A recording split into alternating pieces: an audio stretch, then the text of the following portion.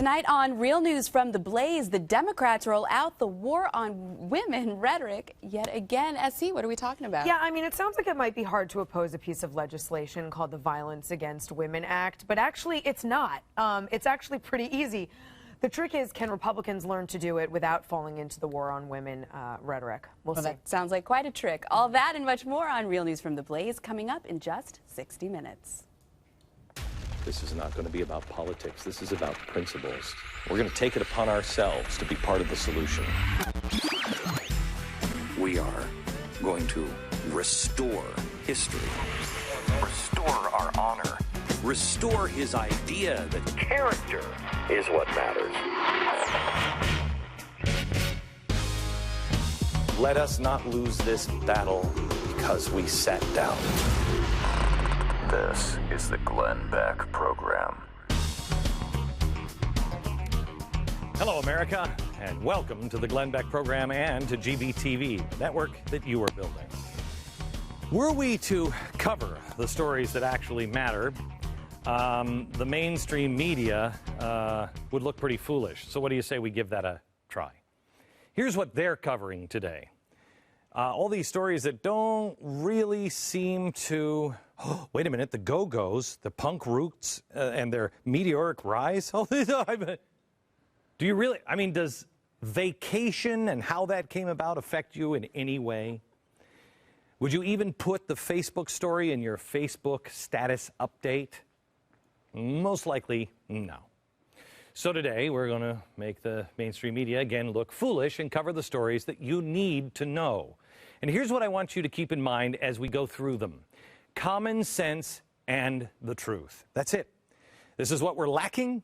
This is the answer to everything. Common sense and the truth. It's really easy to get lost in left versus right, that game. Resist the temptation to follow an agenda and stick to common sense and the truth.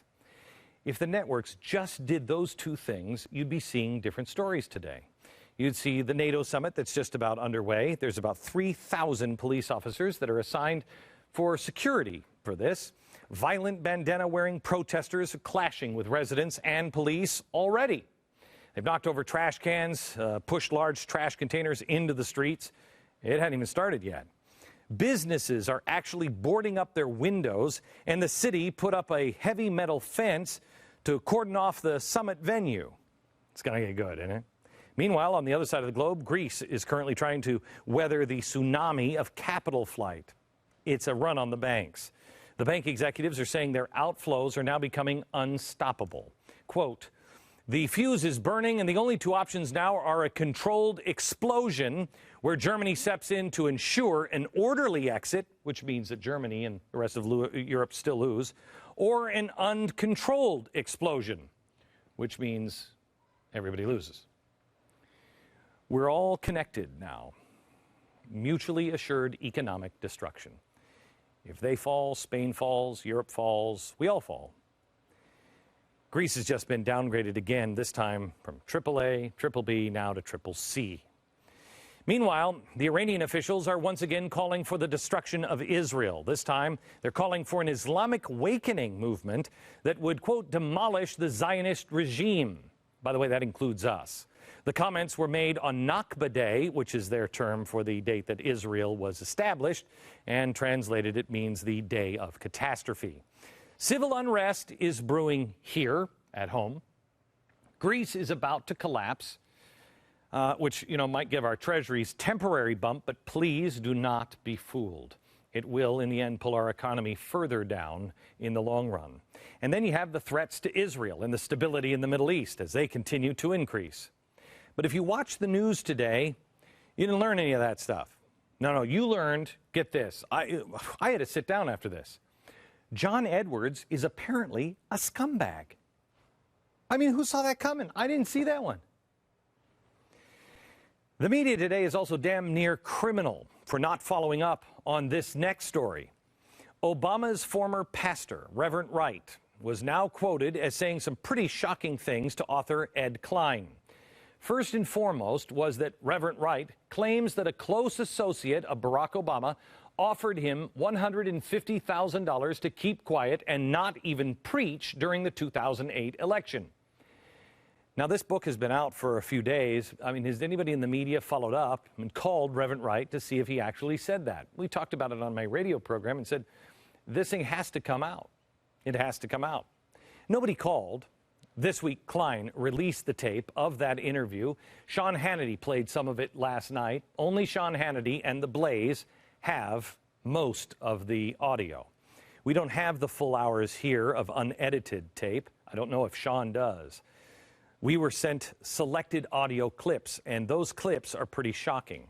I want you to know, however, The Blaze is actively pursuing all 3 hours to make sure this is all in context. We've learned our lesson before. We will show you tonight what we have so far exclusively on The Blaze. And I challenge ABC, NBC, CBS, CNN, and MSNBC to see if they've done the same. I doubt they have. But now that this is out, CNN has laid down the gauntlet, saying that now Jeremiah Wright, oh, you're bringing him up in the news again? Well, it's time to go after Mormonism. No. See, we're not attacking the president's faith. This has nothing to do with religion. Let me be very clear to CNN.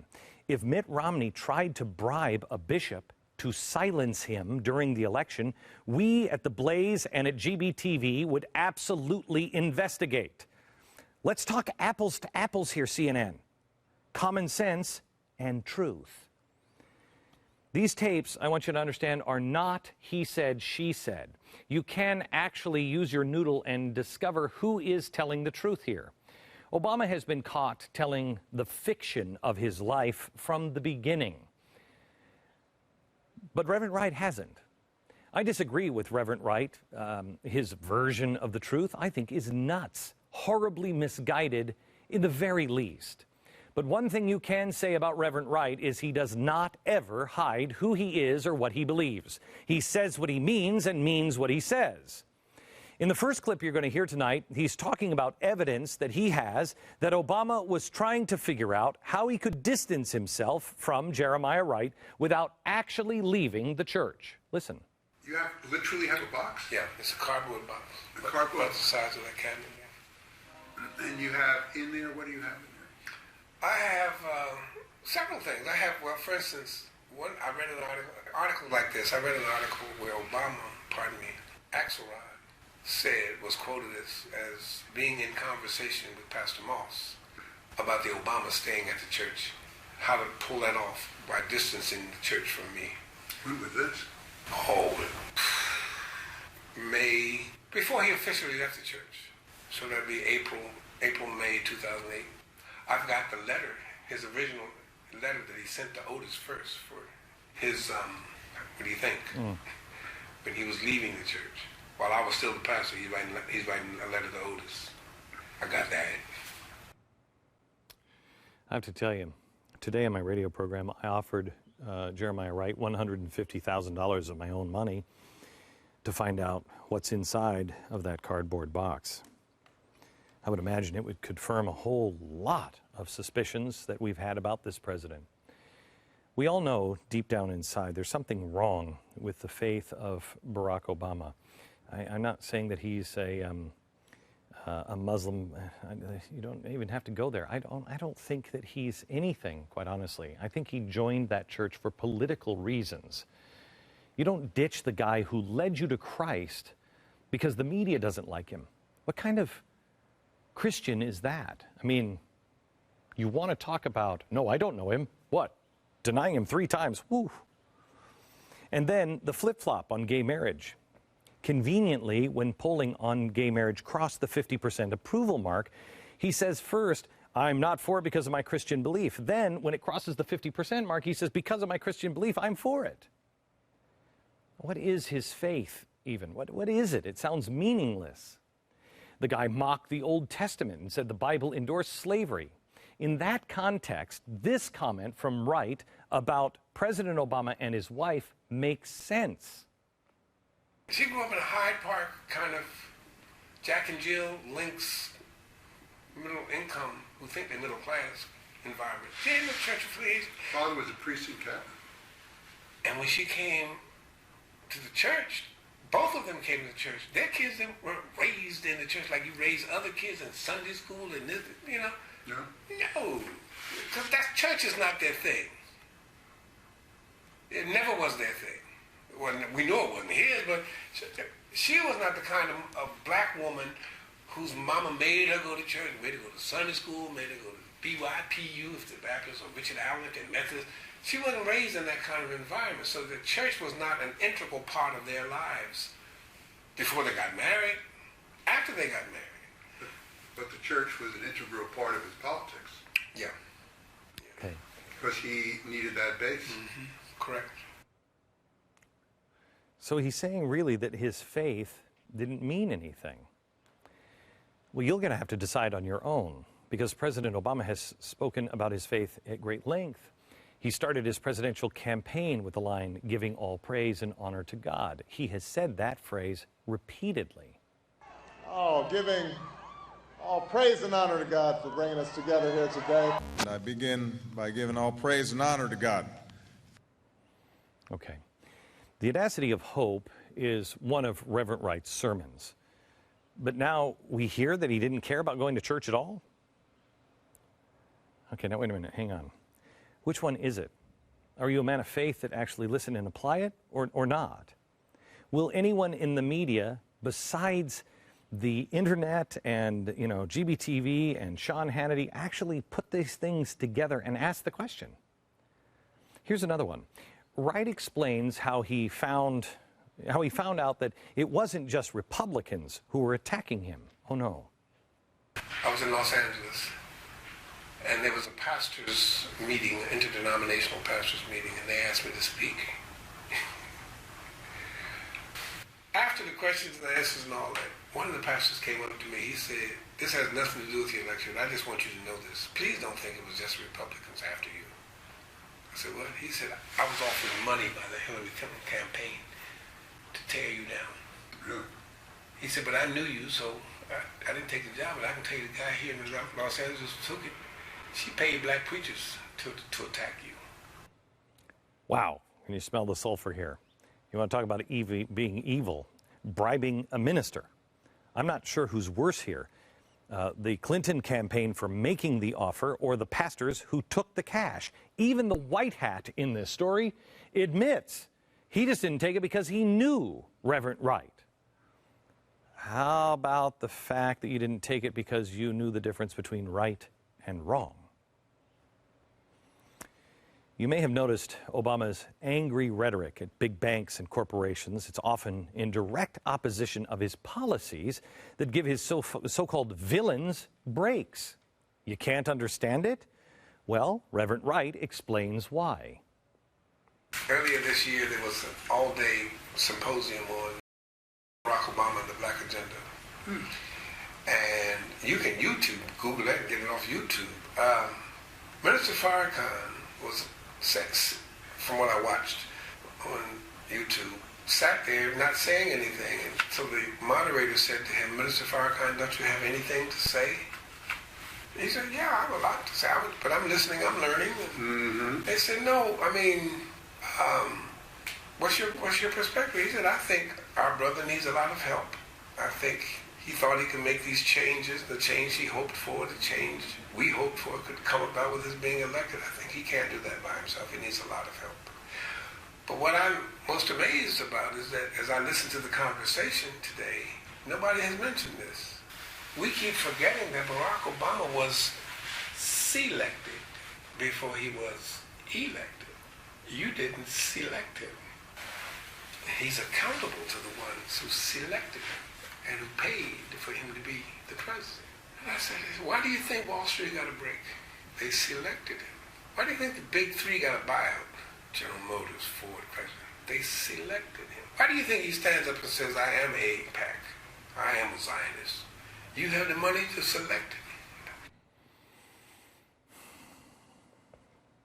I'm sorry, but I think that's true. He's in their pocket. GM didn't win the bailout. Who won in the bailout? The unions did. Who won in healthcare reform? You didn't. The average person didn't.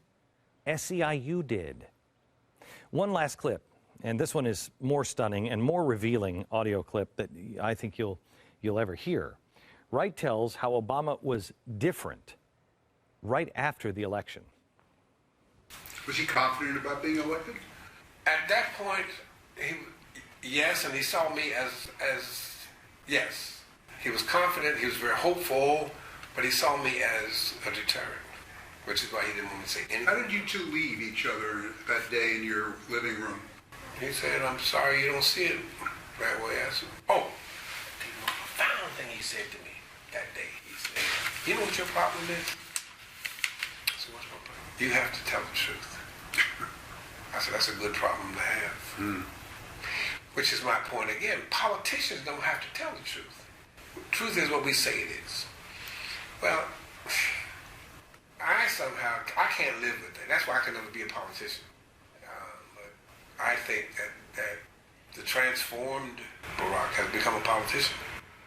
And when do you think that happened? Once he got in office. Presidency or Senate? Presidency. Presidency. It's pretty profound. Obama says, the problem is you, Jeremiah Wright, have to tell the truth. That's the problem? Who says that? We've been finding out over the last couple of weeks, Obama's whole life is a work of fiction. We've had all of this and we've pieced it together over the years, beginning at CNN and then over at Fox. But it's really starting to become crystal clear. I really believe it's what Bill Clinton meant when he said this. Well, how could you say that when you said in 2004 you didn't know how you would have voted on the resolution? You said in 2004 there was no difference between you and George Bush on the war, and you took that speech you're now running on off your website in 2004, and there's no difference in your voting record and Hillary's ever since. Give me a break. This whole thing is the biggest fairy tale I've ever seen. There it is. More conflicting facts keep coming out about this fairy tale. Like this one this afternoon from Breitbart.com.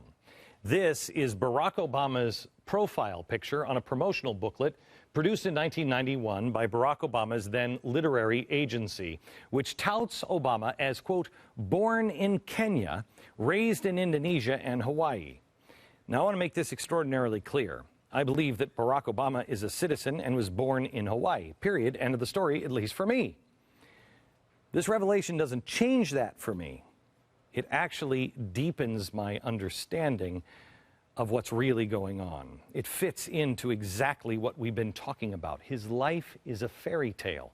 He will say whatever he has to be able to make himself the star. Maybe somebody got it wrong, but I have to tell you, I work with literary agents. They don't get something that wrong. Maybe somebody made it up, maybe even him, just added that line, kind of like Elizabeth Warren did, to make him sound more exotic and international. But this story may end up being another big distraction because the birthers are going to come out in force, and more stories are going to get ignored. Like what happened at Great Book Farm in Massachusetts. This is a park. It happened over Mother's Day weekend. This is one of those farms that does it all, including running a very popular ice cream stand and actually defrays much of the cost for the farm.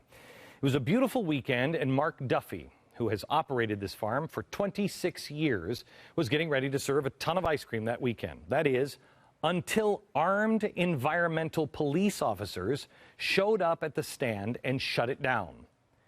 I'm sorry, I've never heard of armed environmental police officers. Why did they come? No permits. They claimed construction had been done without local or state permits, and they were just concerned about safety.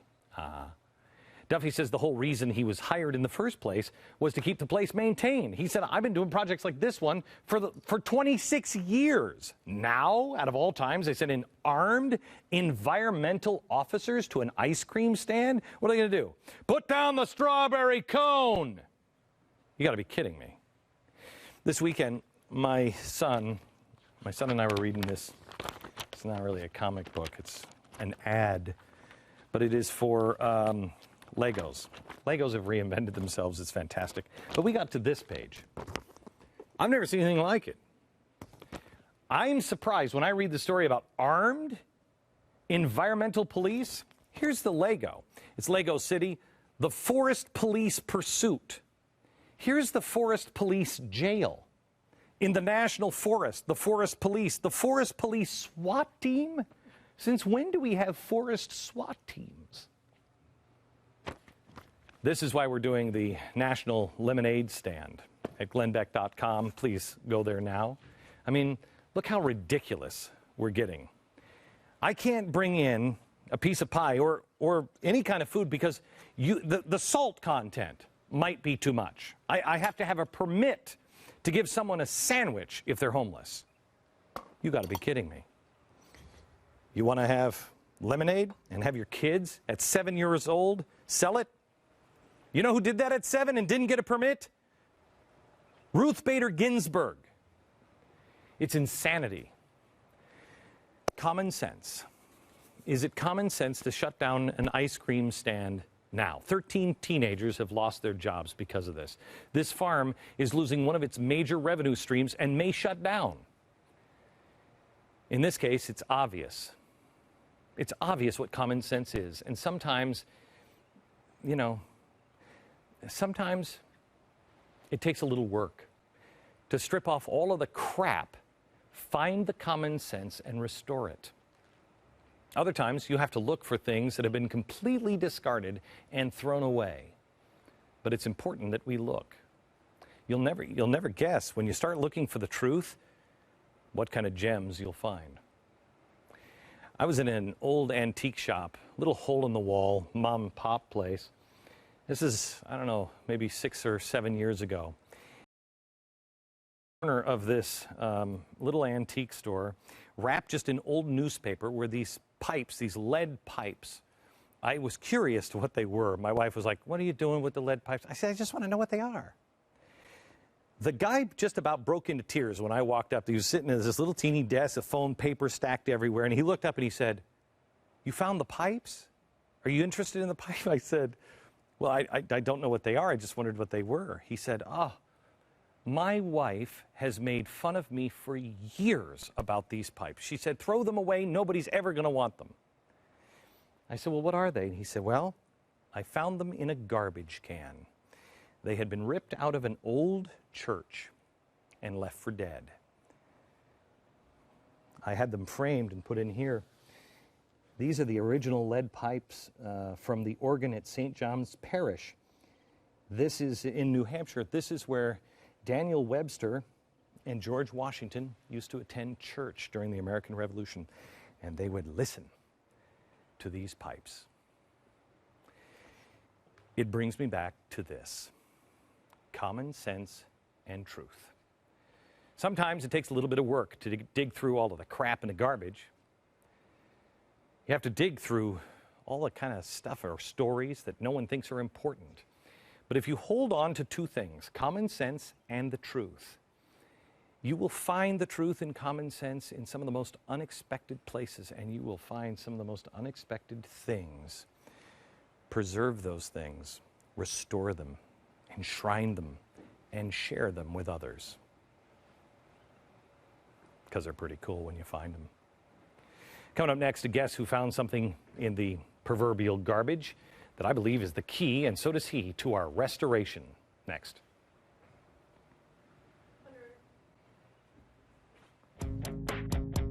The president's life is fiction. You could call it a lie, but it is so far beyond a lie and a politician's lie. It is now in a novel. It is complete fiction. What most people don't know is the extent of the lies that we have been told. I wish these things weren't true, because when you really start to unravel all this stuff, something sinister is here. He's in charge of our future.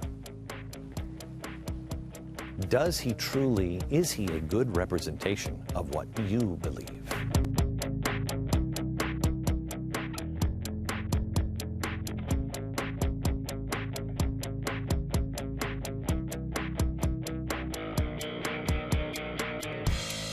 Somebody needs to remember all this stuff, because this will be history someday. Someday all of this truth will come out.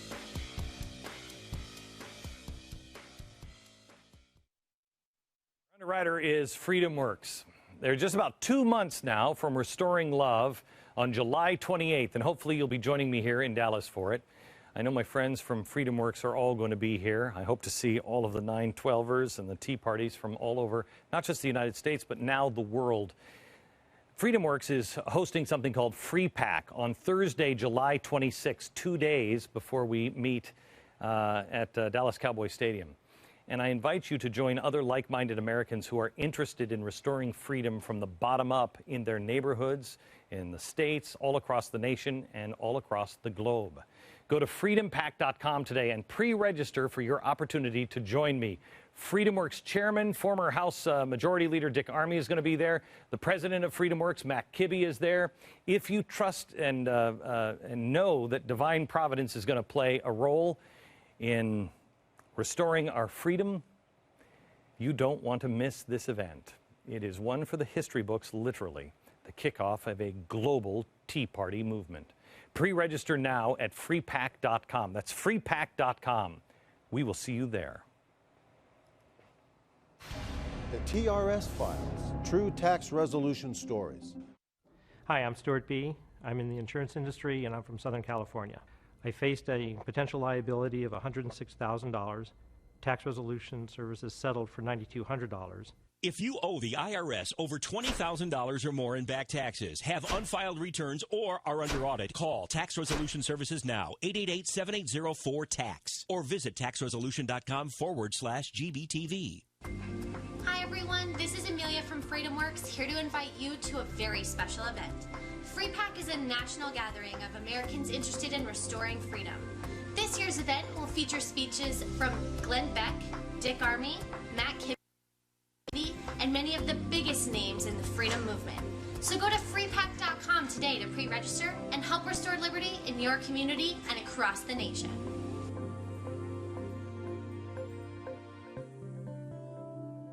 It's an unpredictable world. Disaster can strike at any time. That's why stove in a can should always be part of your emergency survival plan. With power out and gas lines down, stove in a can cooks your food and rapidly boils water. Portable, safe, and easy to use. With an all-natural waterproof fuel source you can store indefinitely. Say goodbye to dangerous propane, lighter fluid, and gas. Don't wait until it's too late. Stock up today and protect your family. Special bundle offers available at stoveinacan.com. Attention those on Medicare with diabetes. You may be eligible for an upgraded meter. If you're tired of stabbing your fingertips to test your blood glucose, we have news that could change your life. If you're on Medicare with diabetes, then you need to know there's an alternative method for checking your blood glucose every day. You don't need to stab your fingertips anymore. The Embrace meter from Diabetes Care Club is easier to use and nearly painless. And the best news is that Diabetes Care Club would love to send you one of these meters. This method hurts less, and because you can see and hear your results, it may be easier to understand. Your blood glucose reading is 89. Call now to find out why. Nearly 250,000 patients have joined Diabetes Care Club. Membership is free, so is the call. Call 1-800-213-7027. Talk to Diabetes Care Club. You'll be glad you did. Coming up on Real News, getting ready for the debt ceiling showdown, part 2. Matt, what's going on? Well, Obama's been pushing this do-nothing Congress. Well, Speaker Boehner doesn't like that, so he is going to bring up to the forefront the debt ceiling debate once again. But he said the only way that he's going to really agree with Obama on his debt ceiling if Obama stops spending. So what I think we're going to have is another battle coming forward, which could affect not only the U.S. markets, the global economy. This could be really big going forward next couple of months. All right, that's up next on Real News from the Blaze right after Glenn at 6 o'clock.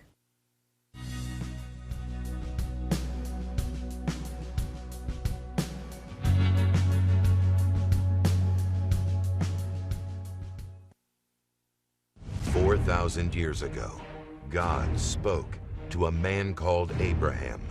Through thee, all nations will be blessed," setting in motion an irrevocable link between heaven and earth. a link that bestows powers and blessings, but also terrible consequences. The men that knew this power used it to build the greatest nation on earth. Others threatened to use it to destroy us. An ancient battle that continues today. The Covenant, America's sacred and immutable connection to ancient Israel, by Timothy Ballard. This is such a shocking book because of its truth that you don't even know. It is shocking because so much of this history has been completely dismissed and buried. Why? 1776, George Washington says, beg for forgiveness, fast and pray, beg the Lord to be on our side, or that we can be on his side. And he did it again in July. We'll explain what happened because of that day. I'm joined with Tim Ballard. He's a historian, author of The Covenant, available now at legendslibrary.org and also on Amazon.com. Welcome. How are you, sir? I'm great. It's great to be here. You put this book together, and this is not the book you expected to write. That's correct. Okay. You were writing a book on foreign policy. I work for the United States government, and a lot of work overseas and helping children who are being exploited. And I was fascinated by the power for good that America was in this instance. And I wanted to kind of find the roots of that greatness. And I thought I should start with a chapter or two on the founding, because there's something there probably. Well, I never got to the foreign policy part. Those two chapters turned into a whole book. And that goodness is the title of the book. That goodness, the power, is the covenant. You know, de Tocqueville said that we are, he's credited as saying, he found America's goodness in her churches. We are great because we are good. This is much further than just be good. That's right. Right? That's right. Take me from Columbus and tell me the story of what the covenant is. The covenant is, I will be your God, you will be my people. We read about this in the Old Testament. Well, what if the Old Testament story is replayed on American soil? And my contention is that it was. And we can go back to Columbus himself. What a fascinating person in our history that is completely underrated and cast aside. Columbus understood a lot of things about what he was doing. And he said, if you read in his journal, the Book of the Prophecies, he called it, he said, I am discovering a new world. He thought it was the Indies, but it was a new world. And it's going to begin a chain of events that will restore Israel. This is so amazing, as we talked about on my radio program today, because maybe 2 years ago, I went to a few scholars, including Dr. Peter Lilback, and I said, I'm telling you, we made a covenant, and our founders knew it, and it was all leading up to the founding of Israel. And the question will be whether we are now, if we've outlived our usefulness because we're no longer living the covenant. And Peter said to me, Glenn, you know, he's a formal scholar on George Washington and his religious writings, and he said, I don't think you can make that case. And I said, Peter, would you just look? He was on the show a couple of months ago, and he wrote a little book about that big, just on what George Washington said about Israel. He called me up and he said, Glenn, believe it or not, I think you're right. I think you're right. And it only makes common sense. We talked about this earlier today. America's Prophet, this is Bruce Feiler. Excellent book. Great book. It's about how America, all the way from the Pilgrims and Columbus, knew. They knew they were coming over. I haven't read this. You got to read it. I got to read it. Yes. Okay. And then McCullough. Awesome. McCullough also talks about something that you talk about in your book, which is, he talks about the fog, but you talk specifically about the covenant of that fog. Right. Explain what George Washington did. On May 17th, 1776. Today, which awesome that I get to be here explaining it today. George Washington called his men to fast and pray. And he told them that we will only be victorious if God blesses our arms. And he actually issued that in conjunction with the Continental Congress. And he did it again in July. In fact, he did it before all the major miracles and battles that we can read about. And so he knew the British were coming. And he knew when they came, I mean, he's leading a band of citizen soldiers, farmers. And what's he thinking? How on earth is he going to take on the superpower of the world? Because he knows something, the secret. There's a covenant, and he can tap into it. And he's trying desperately to do it. He issues these calls. Now, the Battle of Long Island begins, and we know the story. The British. Most people don't. You're probably right. And so what happens? The Americans get routed. They get spanked pretty hard. Washington and his men go running back to the East River. They've got to get over this mile-wide East River back into New York, back to safety, and get out of town. The problem is the British are sending up their powerful navy to sandwich them in at Brooklyn Heights. Right. So what does Washington do? He says, we're going to cross anyway. His commanders say, you're nuts. How are you going to do this? Again, Washington knew. Nighttime falls. They make the crossing. The British land troops don't know he's on the move because they keep the campfires going, make it seem like they're bedding down for the night. An enormous windstorm, and McCullough talks about this, rushes down this East River and keeps the Navy back. The British can't make their way up. And he makes his crossing. Now, night is going to break. Okay, the sun's coming up. The scheme will be exposed. What happens? Right as the sun comes up, a pea soup fog drops down. They called it a pea soup fog, a providential fog. It was God. They knew it. They said it was. All of them. All of them. Even the British. And yeah, they did. They had to. What else could they say? The fog wasn't anywhere else. It was just right there. 20 minutes after the last man crosses that river, and that last man is Washington, that says something, the fog dissipates. In enough time for the British to look over the river and just put their hands in the air and say, what on earth? Where did they go? How did that happen? Yeah. Yeah. It was a miracle. Okay, so you contend, and I do as well, that when we got down on our knees and prayed and fasted and begged God, forgive us, please help us, we will do your will, we're not asking you to be on our side, we'll be on your side, will you just be our God, we'll be your people. That just as he did with ancient Israel, he made a covenant, and he honored that. We have slipped out of that covenant several times. I think we started slipping out of that covenant after all the founders died around 1830. It got ugly, manifest destiny.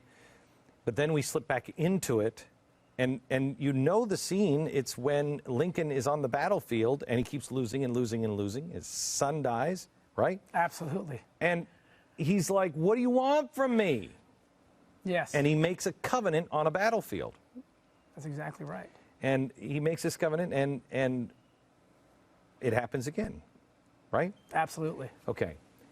When we come back, I want to talk to you about the presidents that were that have made the covenant, because I'd like to know, how did we make it through World War II? Because I don't think FDR was making this covenant. And then also what the covenant is, because there's specific things at the end of the book that you say, these are the things we have to do. Do you want this blessing? You have to do these things. Back in just a second.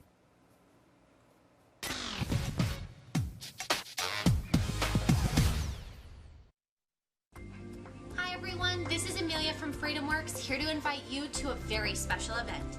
FreePAC is a national gathering of Americans interested in restoring freedom. This year's event will feature speeches from Glenn Beck, Dick Armey, Matt Kibbe, and many of the biggest names in the freedom movement. So go to freepac.com today to pre-register and help restore liberty in your community and across the nation.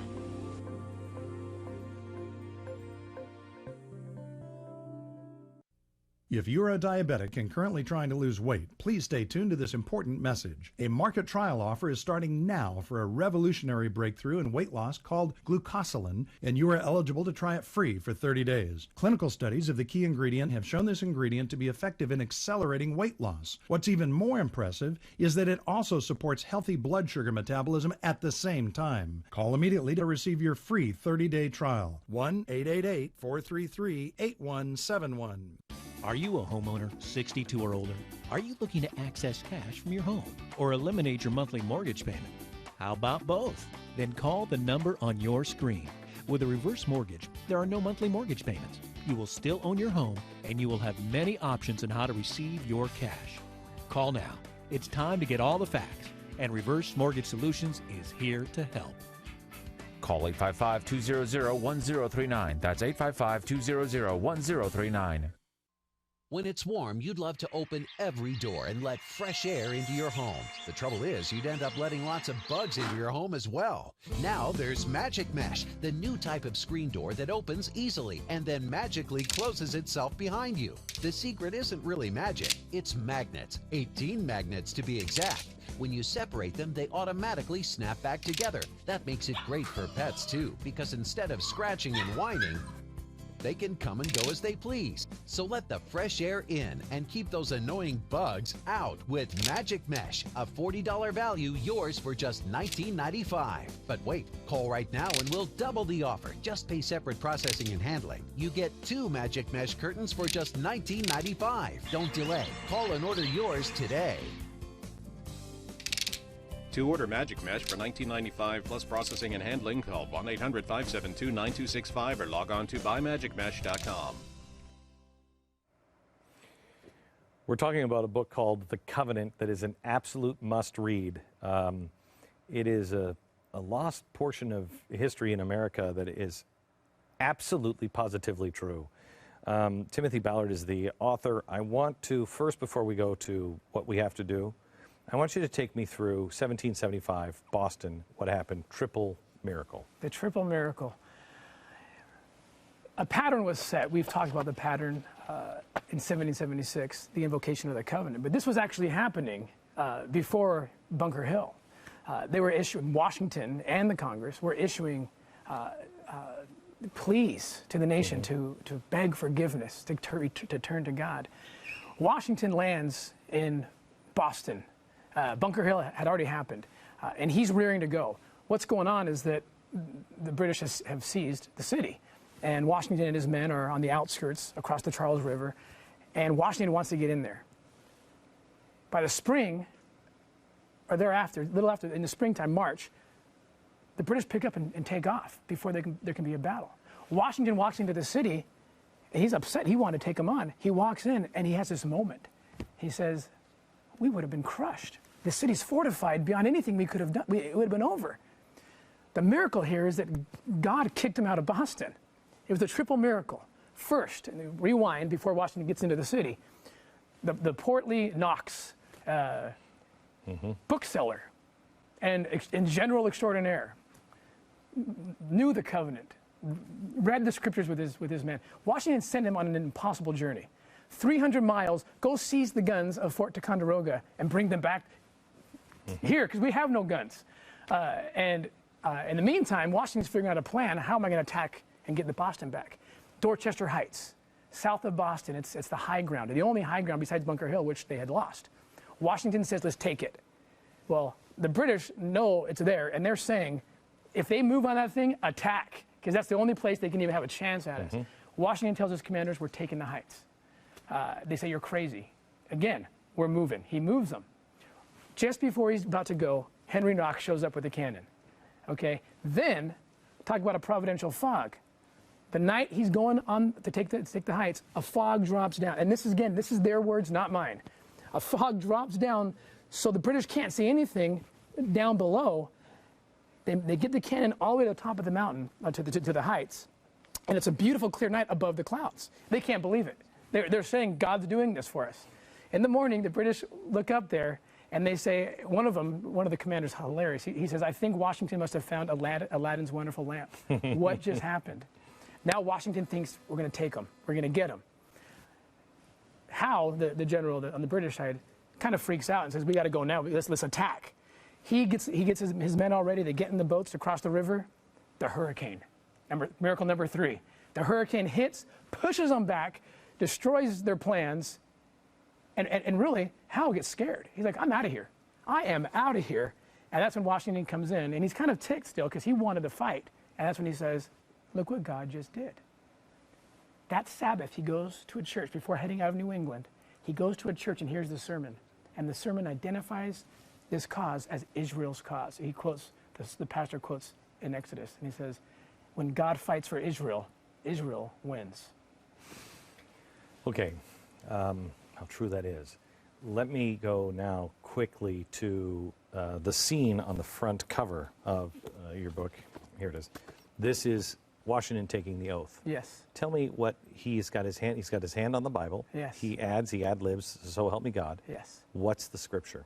The scripture. Now, the scripture, to get the full context, you really have to read, because it's deep and it's profound. It's from Genesis 49. People say that the Bible doesn't talk about America. The Bible doesn't have anything to do with America. I take issue with that. I believe it does, and I believe Washington knew it did. Washington had his hand in a scripture that most people wouldn't even recognize. It is profound. It's the key to unlocking the prophecies about America. I believe the ancients did see America, and I believe I have proof of it. And that's in the book? It's in the book. Okay. Explain World War II. How did we, I mean, I guess the people were good, but I don't think FDR was making covenants with God. But the question is, who sealed the deal? Who was the president when we achieved our victory? That's significant. There's a covenant maker in Harry Truman. Harry Truman knew. He read his scriptures. He was just a brilliant man, and a God-fearing man. Yes. And if it wasn't for Harry Truman, Israel wouldn't exist. Exactly. And all the gates of hell opened up against Harry Truman to establish to Israel. We are moving away. We're moving in the wrong direction now. How long have we been doing that, do you think? I think it's been a constant battle, but I think in the last, maybe decade or so, we've been going further and further away. All right. So let me go to the end here, where you say there are certain things that we have to do, a charge to keep, living the covenant today. You just go over. The first one is keep the commandments and serve the God of the land. Right. Pretty easy. It's pretty pretty turning simple. to God. Next one. Promote separation of church and state, not separation of God and state. Yes, what a concept that we just have lost. Our jurists, our secular jurists have completely forgotten. There's a difference between separation of church and state and the separation of God and state. Separation of church and state means we don't want any religion supporting or hurting or meddling with any particular denomination, any set of beliefs. But that's not to say that God is to be taken out of this. Religion doesn't equal God in the sense of the First Amendment. And the founders knew it. They're the ones that wrote the amendment in the first place, and they welcomed God at every opportunity. I think it's also that we get government out of the church. Leave the church alone. Leave it alone. Exactly. Participate in government. Yeah, we need to pay attention. I mean, yeah. Don't legislate immorality. Right. I always hear it the other way. You can't legislate morality. And I agree with that too. We cannot. I wouldn't legislate morality, because we need to keep freedom alive. You don't want to start telling people you have to do this. It has to be your choice. But the flip side of the coin, you don't legislate immorality. You can't slap our national seal on something that is immoral behavior. You live and let live, but you can't say we're going to promote and sponsor this. How does God look at that, looking down at us? What is be slow to political wrath? That's step number 5. That has to do with the idea that we as a nation pick at each other as if it's some sports contest, Republican versus Democrat, and we get we're not worried about truth anymore. We get so angry that we're not even worried about finding the truth. We're just worried about looking like we're right. See, because I have to tell you, I mean, because we do a lot of research on the show, and we struggle because we get really pissed off because nobody's looking at the truth. I got pissed off with George W. Bush. I was called on the carpet at the Oval Office because I spoke the truth. The same thing with Barack Obama. Yes. And we have to stay away from political wrath, but that doesn't mean that we stop speaking the truth. No. And I say in that very section, righteous indignation. That's not what I'm talking about. We can have that. We should have that. We need to scream out, and call, as long as we're looking for the truth. Let not your heart be troubled, neither let it be afraid. one of my favorite scriptures. Yes. Meaning? People, again, go back to Israel, because it's just being replayed again. The children of Israel were scared. A lot of them, if you read the account, they left slavery. Some of them wanted to go back because they realized something. With freedom comes responsibility. We have, freedom from slavery is slavery to goodness. Martin Luther King said that, and he understood these principles. And what's happening now is people are scared. Instead of putting their faith in God, I mean, you talk about this all the time, they're putting their faith in Pharaoh. They're putting their faith in the state. Take us, feed us, do everything for us. God's saying, turn to me. I will make it happen. Fear not. I will make it happen for you. The state's not. They'll take you by the hand, but they're going to lead you in the wrong direction. Deliver the Bible, number 7. The Bible is our roadmap. The founders said we're the new Israel. The Pilgrims said it. The revolutionaries said it. We're the new Israel. So the roadmap is in the Old Testament. That tells the Old Testament largely is the national covenant. That's what it is. The New Testament talks more about your personal covenants in your personal faith and your relationship with Christ. But the Old Testament is largely the national covenant. It's our story, which is why the Founding Fathers quoted more out of the Old Testament than any other book. And I'm talking non-religious books. No, I know. 33% more than anything else. It was their inspiration because they were invoking the same covenant. And this is the last one, and what do you mean by take the blessings to every nation? That means we stand for these for constitutional principles. God gave us this land. He gave us the power. We must take a stand. We don't turn our backs on the oppressed. I'm in a job where I'm lucky to see the United States going out into a foreign country and finding children who are being abused in the worst way. And I get to be part of helping bring the power of the United States to liberate them. And I don't like to see stories where we forsake people overseas who are good people trying to do good things. This is an important book. It is an important story that you're not going to get anyplace else. You're not going to get the story of the covenant. Nobody even speaks in these terms anymore, but I am telling you, I know it to be true. I know it to be true that we would not have been able to beat the British. We wouldn't have been able to conquer slavery and save the Union. We wouldn't have been able to win the Second World War. Israel wouldn't have been established. We wouldn't have been the people to do any of this stuff had we not made a covenant with God. The name of the book is The Covenant. Go to Amazon.com right now and grab your copy of it and read it. The Covenant by Timothy Ballard. Thank you, Tim. Thank you. Appreciate it. Back in a minute.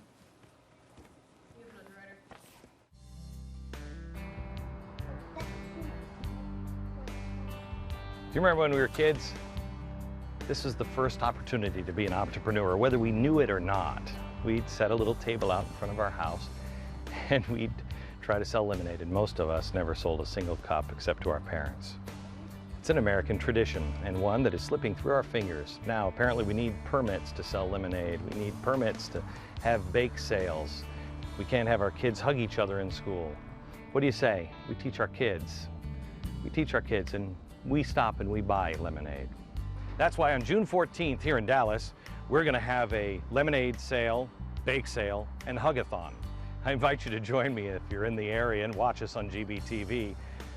But if you're not, no matter where you are, this summer, that week, I ask you to go find a card table in the garage or the attic, dust it off, set it up, sell some lemonade with your kids, teach them what American summers are really like. Find out all the details now at glennbeck.com. All the proceeds go to charity. I have to tell you,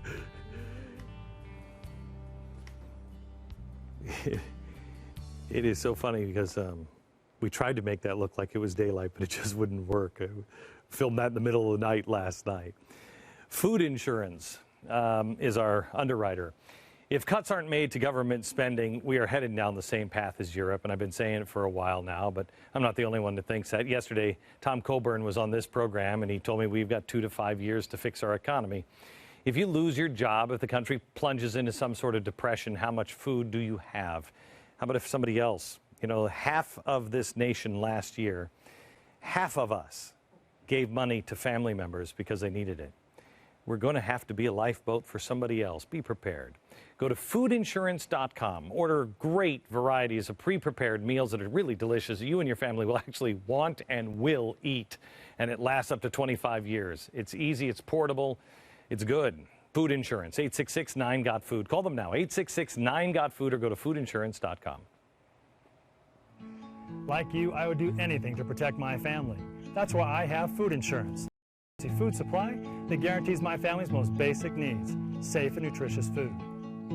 These high-quality freeze-dried meals last up to 25 years and are compact, affordable, and delicious. Start with a 2-week supply or plan for several months, whatever's right for you. Provide security for your family. Order food insurance today. It's an unpredictable world. Disaster can strike at any time. That's why stove in a can should always be part of your emergency survival plan. With power out and gas lines down, stove in a can cooks your food and rapidly boils water. Portable, safe, and easy to use. With an all-natural waterproof fuel source you can store indefinitely. Say goodbye to dangerous propane, lighter fluid, and gas. Don't wait until it's too late. Stock up today and protect your family. Special bundle offers available at stoveinacan.com. Hi everyone, this is Amelia from FreedomWorks, here to invite you to a very special event. Free Pack is a national gathering of Americans interested in restoring freedom. This year's event will feature speeches from Glenn Beck, Dick Armey, Matt Kibbe, and many of the biggest names in the freedom movement. So go to freepack.com today to pre-register and help restore liberty in your community and across the nation.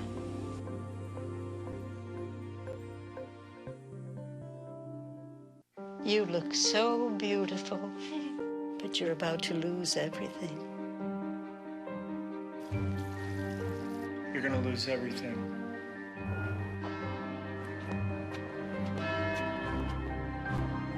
Dearly beloved, we are gathered here.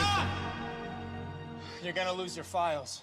There's no warning when you lose your computer files. That's why you need Carbonite Online Backup. So whatever happens, your files are safe. Try it for free at Carbonite.com.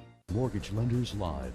Banks cheated and committed fraud. If you believe you're the victim of lender negligence, greed, or corruption, if your home is worth less than what you owe, if you're currently in or facing foreclosure, or if you have a sale date, 1-800-513-0934. Our job is to dramatically lower your mortgage balance or lower your interest rate to just 2% fixed for life. Take action now. When you lose your home, it will be too late. 1-800-513-0934. The story I'm about to tell you seems a little hard to believe. It's almost like an Abbott and Costello joke, but it's not. This story is 100% true. The government recently issued a study to study a study done on government studies. Confused yet? 2 years ago, Robert Gates, who was the defense secretary at the time, felt the Pentagon was, quote, awash in taskings for reports and studies. So the obvious solution was to issue a study to review how much of all of the studies and reports were costing the Pentagon and who was reading them. I'll give you a second to figure this one out. Now, 2 years have passed and the Pentagon's study to study all of its studies still isn't done. But because it was taking so long to study the study of studies, Congress asked the Government Accountability Office, the GAO, to look over the Pentagon's shoulder. And I'm happy to report that the GAO has just finished its study and determined the Pentagon's study of studies was lacking. Since 2010, the Pentagon has only reviewed 9 of its studies. But the DoD wasn't able to readily retrieve documentation for 6 of those studies. This all according to a study by ABC News. No word from the GAO on what the price tag was on the study of the studies to study all of the studies. This is America under Barack Obama. This is your taxpayer dollar hard at work. Thanks to big government, they'll continue to study the problem. And we'll just continue to roll up our sleeves and fix it. From Dallas, good night, America.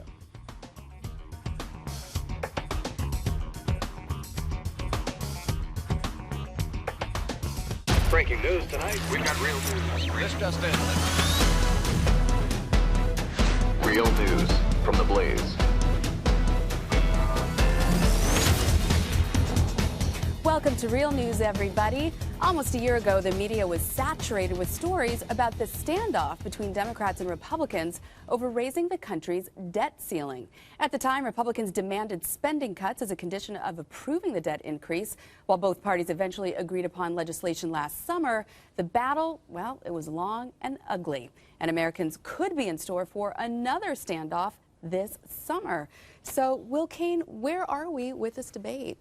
Well, President Barack Obama has stated he's going to be running against a do-nothing Congress. And yesterday, at a bipartisan summit to kind of pitch his coming stimulus to-do list, something we talked about on this program on Monday, he sort of laid out there what he expects from Congress and what we have ahead of us. I know there's an election year, but it's not an excuse for inaction. 6 months is plenty of time for Democrats and Republicans to get together and do the right thing. We can't afford to wait until November to get things done. Now, doing the right thing, what President Obama is referring to is something, again, we've talked about on this program numerous times and has been colloquially referred to as Tax-mageddon. As you know, at the end of this year, we're having the sunset of numerous provisions, the total of which equals something over $4 trillion. And I want to put that up right now, if I can, to show you all of the measures that are going to be expiring at the end of this year.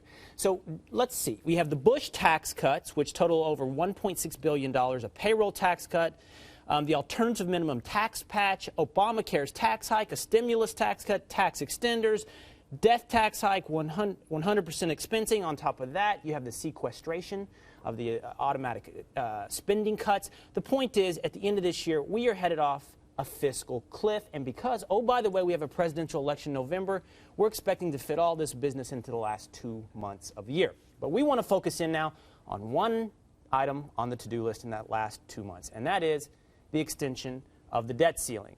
So after President Obama laid out his challenge to Congress, Speaker of the House John Boehner took his challenge and said, yes, we will get to business, but first we will do this.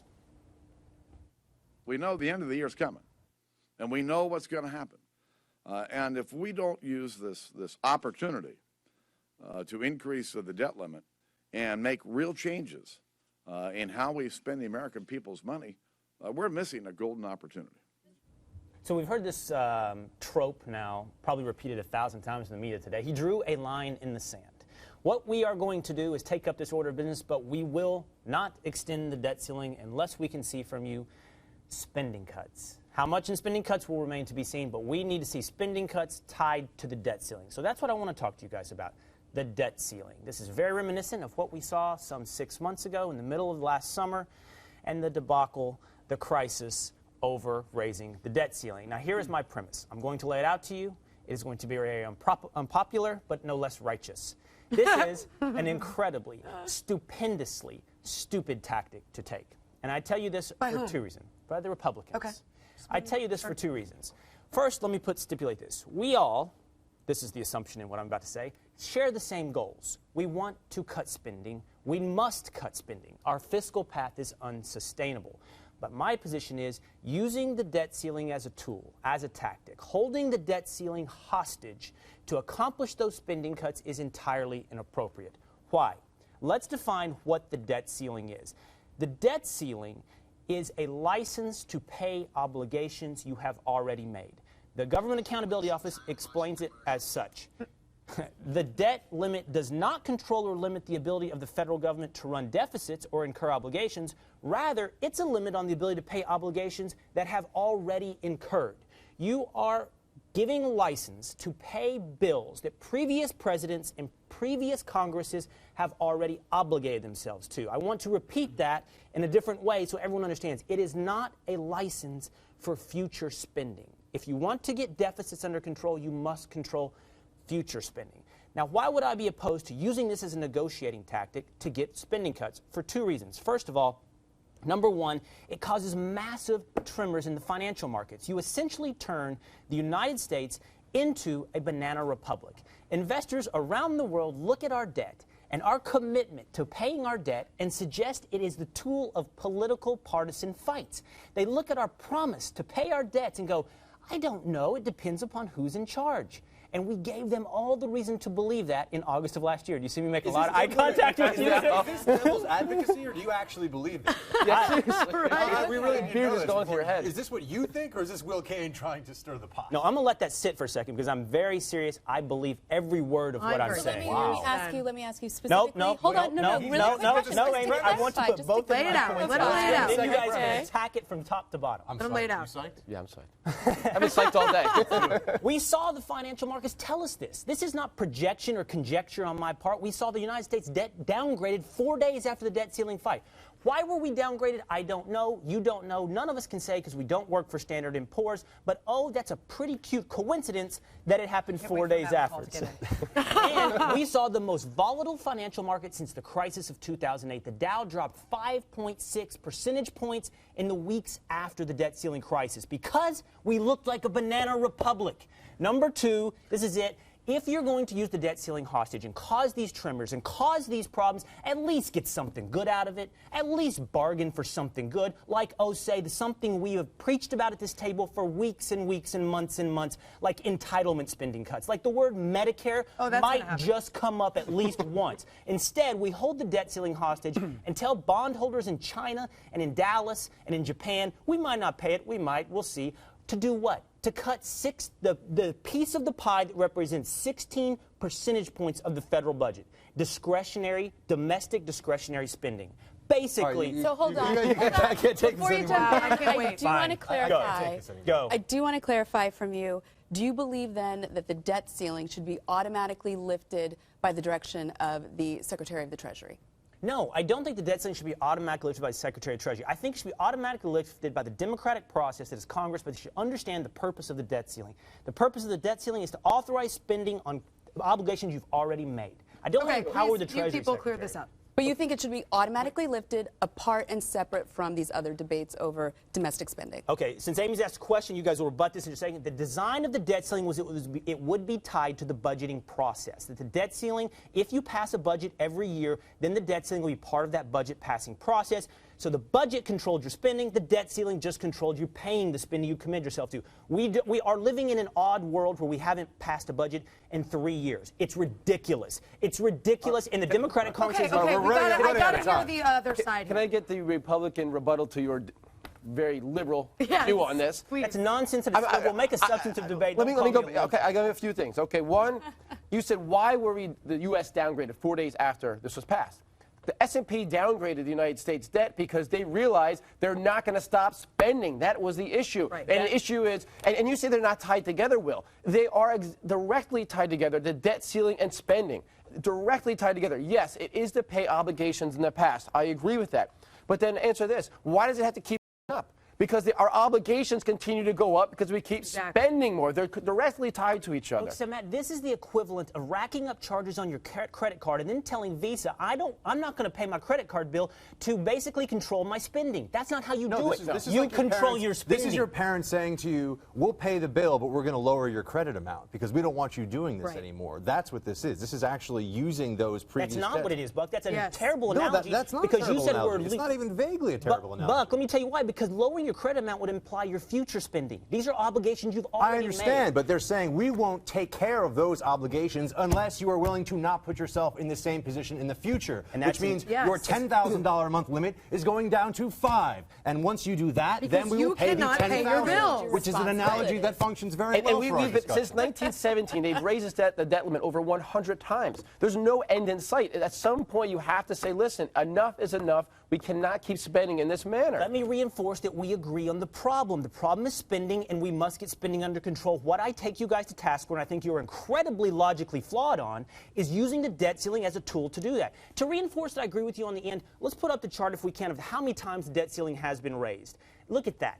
It has been raised, as you said, Matt, numerous times. Embarrassingly, 5 times since President Obama has been president, as opposed to 2 during the Bush administration. Why is that? Because they won't pass a budget. But you can't hold our debt obligations hostage. Well, they didn't hold it hostage. They ended up actually dealing with it. They just pretended to. What makes you think, well, no, I think it's useful. We're talking about politics here. They use this issue. They raise it to people's attention. I mean, how else are they going to bring this to the public's attention in a way that actually matters? Look, you're talking about the drop. I mean, that we've since gone back from that. This is not some huge problem that occurred. I mean, the downgrade of, what did that mean? We're still the best bet in the world. The downgrade of U.S. debt wasn't some catastrophic thing, and in fact, it got people to look at this more seriously. Just the perception that there could actually be a time when the U.S. is not actually the best bet in the world, when our treasury bonds are not the safest place to put your money. That's something that Americans should be thinking about. Because 10 years from now, that actually is the reality if we keep doing what we're doing now. But I do want to tackle this question of brinkmanship, which it seems that you're sort of raising here. Harry Reid, he said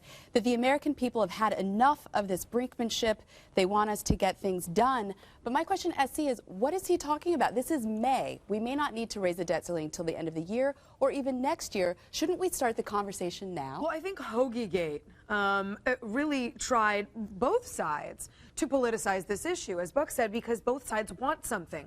And I think it's actually a perfectly palatable issue to sort of raise right now. This directly relates to the #1 issue that most Americans care about looking toward this election, which is reducing the deficit and dealing with debt. It is not income inequality. It is not a war on women. This is the issue. So I actually like that Obama and Boehner are having this this out in public and making this an election issue, because I think it matters to people. And both sides want something real and tangible, and they want something political. And I'm also curious, too, about this notion, it was reported in Bloomberg, in both parties, that we shouldn't even have this discussion, these negotiations, until after the election, until after we have politicians there who've been repudiated by the voters. Why should they get to make this decision? There's no disagreement with this table. It's nonsense to wait until November and December to handle your truckload of business you have to handle. That's brinkmanship, right? That is brinkmanship, but so is the debt ceiling. Look, I'm sorry. You guys are fundamentally wrong on this, and we have two separate debates going on. One is policy.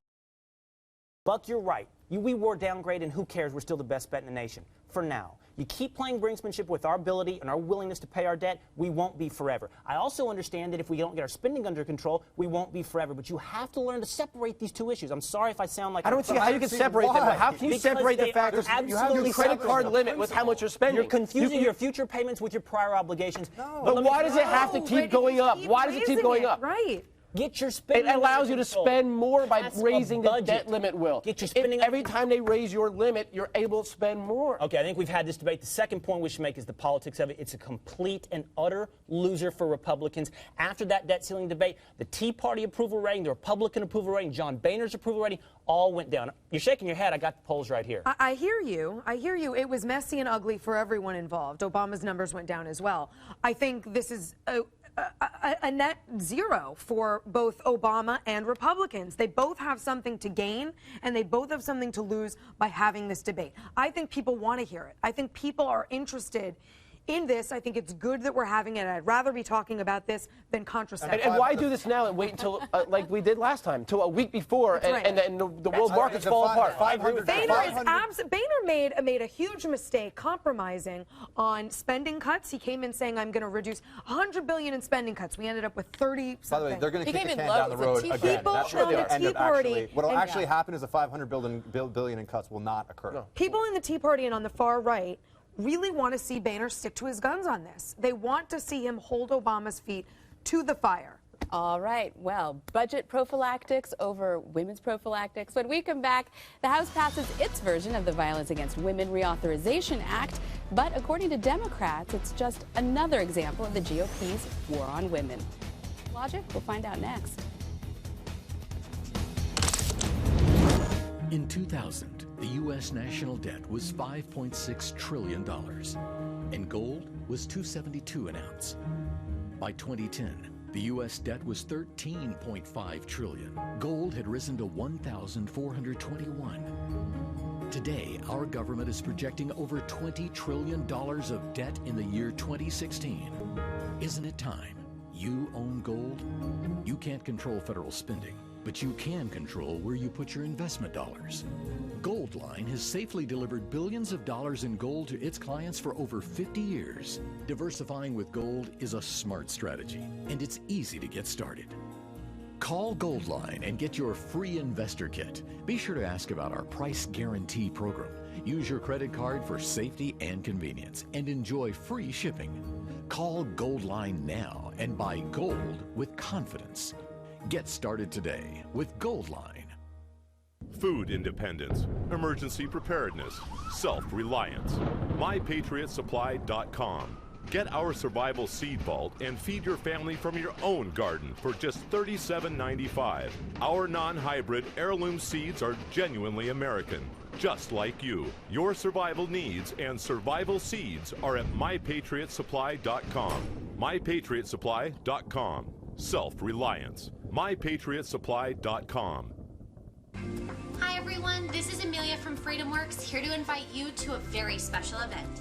Free Pack is a national gathering of Americans interested in restoring freedom. This year's event will feature speeches from Glenn Beck, Dick Armey, Matt Kibbe, and many of the biggest names in the freedom movement. So go to freepack.com today to pre-register and help restore liberty in your community and across the nation.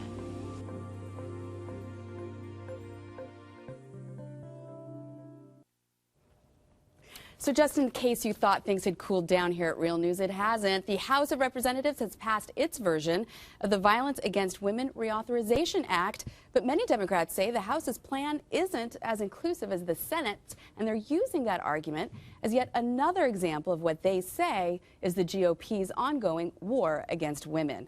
Well, Essie, can you help us explain these attacks? Yeah, I can, and I want to do this. I'm pulling a page out of Will Kane's book. And I want to illustrate this here by taking a look at this from a microeconomic point of view. And to do that, I want to start, what you're looking at right now is Washington, D.C. I don't know if you can recognize the mall there and the reflecting pool in the White House. What's going on in D.C. right now is the Senate passed a reauthorization act on the Violence Against Women Act, which I am going to be abbreviating as VAWA, because it sounds awesome. And the House Republicans really disagreed with it, didn't like it, and for good reason. Unfortunately, they haven't been able to articulate what that reason is. It might sound like a pretty difficult thing to oppose something called a Violence Against Women Act, but it's actually not that hard. Imagine if I came to you and I said, I've got this piece of legislation, and I'm calling it the Stealing from Men Act. Well, you'd say that's preposterous. Stealing from men and women, and anyone actually, is illegal in all 50 states and the District of Columbia already. Well, of course, so is violence against women, already illegal in all 50 states and the District of Columbia. And local municipalities actually deal with this really, really well. So what VAWA was in 1994 when it was first introduced, and still is today, is a huge federal overreach example. And it's actually pretty redundant. What's happening now is Democrats in the Senate are trying to expand this bizarre legislation even further. And new protections, weirdly, include men in a Violence Against Women Act, men both in the prison population and also in the LGBT community.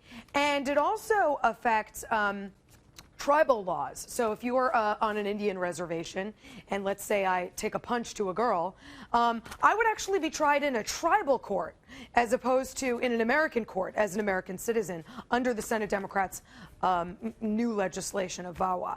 So House Republicans have rightly come back to say, no, no, no, we don't like this piece of legislation, and we're going to introduce our own version of it that actually makes sense. But it's playing into, of course, this larger narrative. And that's why I want to now zoom out, if we can, and look at the bigger picture here. This is the United States, of course. And what's happening in the United States right now is this has become yet another very good talking point for Democrats in the so-called war on women. So we saw this with the contraception debate.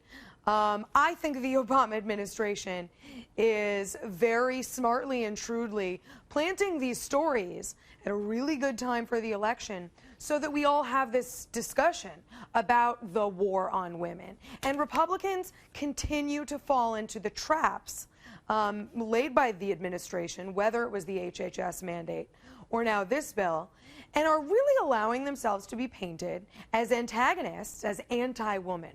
Now, the last piece of this, if we can zoom out yet again and take the 30,000-foot view, the really macroeconomic view of this, this is the globe, and this is the big question.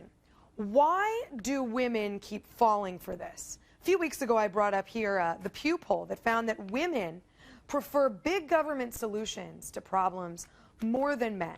This idea that Democrats want to take care of women more than Republicans do, the idea that that is appealing to women in a post-feminist world really bothers me, and I'm not sure why women are so drawn to this kind of narrative.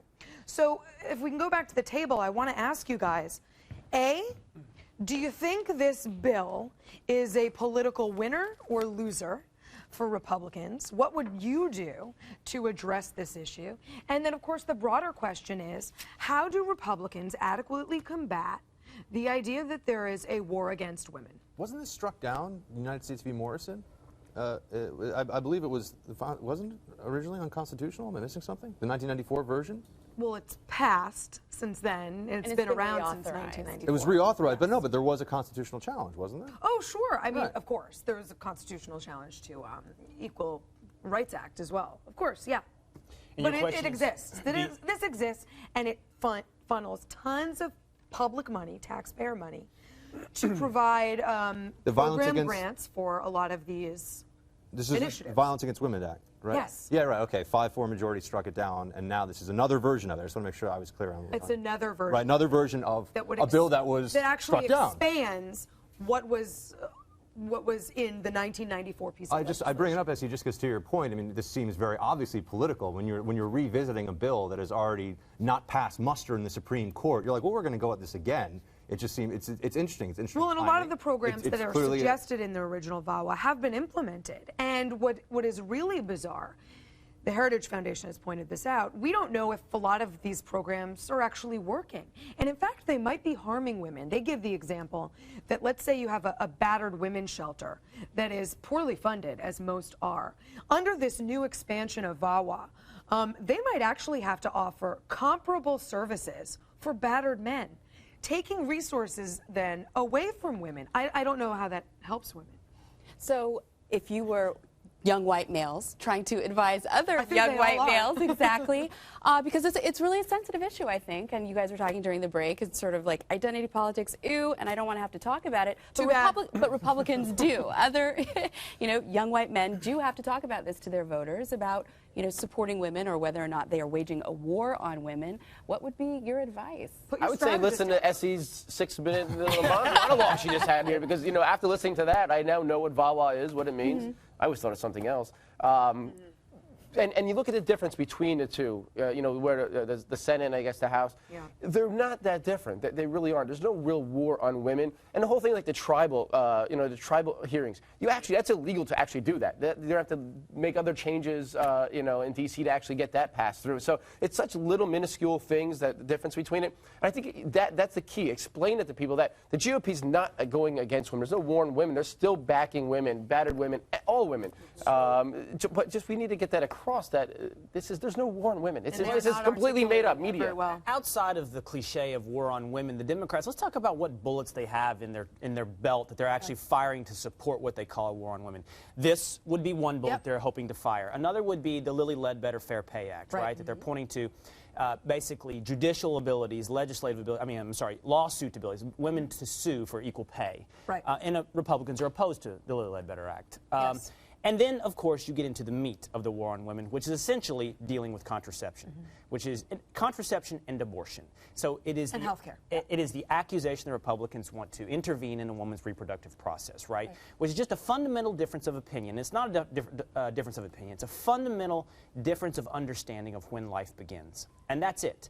And that has been proxied into a much larger issue that they hope to call a war on women. When the truth is, we're having a debate, at least 60% of the time, about when life begins. But actually, that is not the debate Republicans should be having. No, when the HHS mandate came out, which, by the way, that whole narrative started with Obama and the HHS mandate.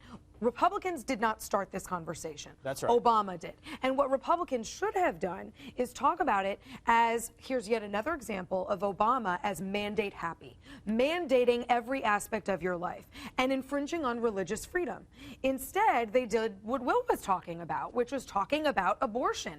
That is not the argument that Republicans should be having, and they fell into that trap. And it seems to me, too, Essie, when I looked at the Life of Julia little slideshow, for example, it literally made me upset. It made me upset to think that our government would view me as a woman as a dependent on this government conveyor belt from my birth to my death. And you notice that they didn't use a male cartoon, because I think that would have been so outrageous, the idea of a man basically being totally castrated throughout his entire life. I looked at this, and what strikes me over and over, that it seems on the Democratic side, they say that basically the only real women are young women, fertile women, women who then would otherwise be dependent because there's not a man around, whereas traditional women, happily married with a husband and kids and pro-life, they don't count. And I think that Republicans could focus a lot more in on, they say family values, but these women who, want to have these types of successful, private, personal lives. You know what's interesting is when you took me to task on the abortion issue, you're right, but you're not 100% right. So that's the problem with Republicans. Each one of these issues has a principled grounding of disagreement underneath it. If we're talking about reproductive rights, and we're talking about abortion, we're talking about when life begins. If we're talking about contraception, we're talking about mandates, and we're talking about who is to provide you with free birth control. And if we're talking about fair pay, now we're talking about life choices and how far you work. And that's the problem. That's why this debate is hard to have.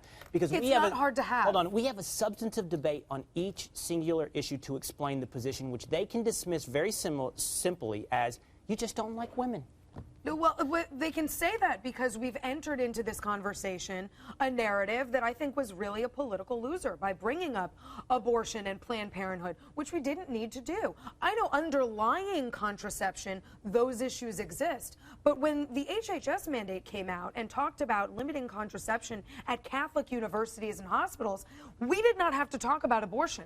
All we had to talk about is the mandate. I'm not saying abortion's under all the issues. I'm saying it's part of one of these debates, as is mandates. That's what Democrats are counting on. That's what they are hoping is the conversation, instead of the mandate or impinging on religious freedom. You're saying that the politics of this didn't work to the Democrats' favor. Is that because... Yes, it did. Oh, I'm sorry, you think it did work in their favor? Of course it did. Don't you think the war on women narrative has been working? I mean, I know you just said it wasn't working. I know Romney's up in the polls with women by like 2 percentage points right now today. That's great. I think this war on women narrative that has been pounded by the Democrats has been effective because Republicans have been incredibly impotent in their response. And so the Republicans' response would be, what's the best thing that they could do right now? What I just laid out for you. I mean, it makes perfect sense to me as a Republican woman to talk about the economics of these issues and not the emotional, social issues. I think it could be. We're not going to agree on. I think it could be successful for Republicans to say women are not damsels in distress, as Democrats are constantly trying to pigeonhole us. And in fact, we're strong, powerful women who would like policies and regulations and so forth that actually support strength and independence. Seems very straightforward to me. So there are your marching orders, men. A little later in the show, a super PAC abandons the idea of using Reverend Jeremiah Wright against the president, but should character issues play a role in this campaign? But next up, tonight's top 3 stories. Stay with us.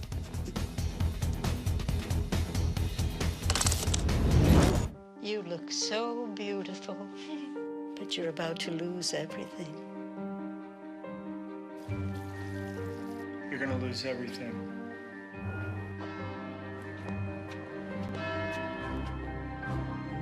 Dearly beloved, we are gathered here. You're going to lose your files. There's no warning when you lose your computer files. That's why you need Carbonite Online Backup. So whatever happens, your files are safe. Try it for free at Carbonite.com.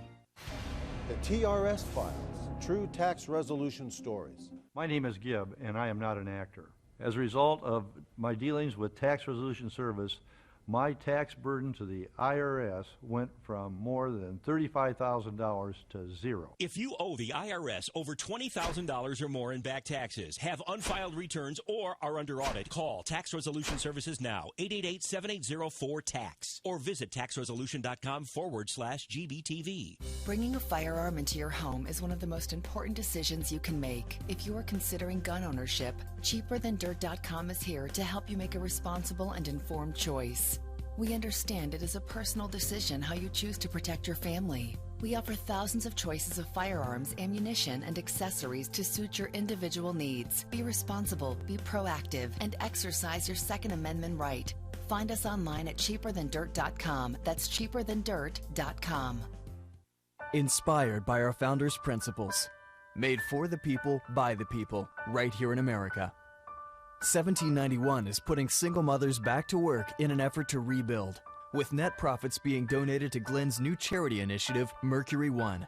It starts with one person, one community, one company making a difference. 1791, the original blueprint. It's time to wear your heart on your sleeve.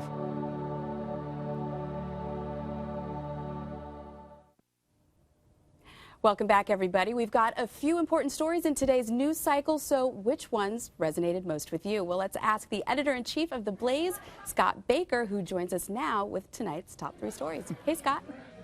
Hey, Amy.